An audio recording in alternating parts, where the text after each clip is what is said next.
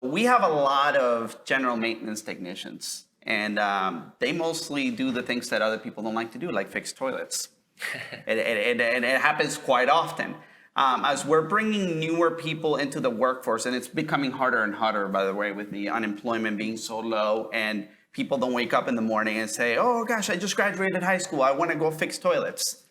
It's not happening, right? So it's really trying to attract that talent. But once we attract them over to our resorts, if we're trying to teach them how to fix a toilet, you would think that that's easy to do, right? Not so much, right? Because sometimes there's different types of configurations of toilets that we buy. There's different type of plumbing, depending on where we happen to be. There's certain permits that we might need to clear where we can't even do plumbing ourselves. So rather than trying to go in there and break a toilet and then trying to teach them how to fix it, we're able to use virtual reality to bring us into an environment where we can send a headset out to one of those remote areas, and through telecommunication, we're able to actually assist them as they're going in and practicing how to fix a broken toilet in a virtual environment.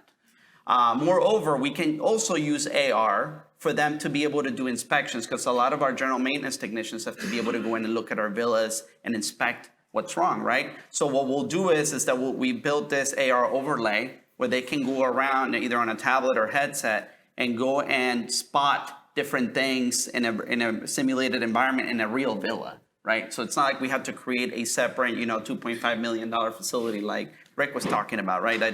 You can't do that. But we're able to kind of bring that AR environment into a room where they're now inspecting an actual room model that we have, and we've been able to simulate different things around that they kind of have to spot, and then they have to tell us how they would fix, or the kind of process they would need to follow, or the system they would need to go in to kind of record a ticket. So we sort of build these scenarios around them, around real life. Because one of the biggest challenges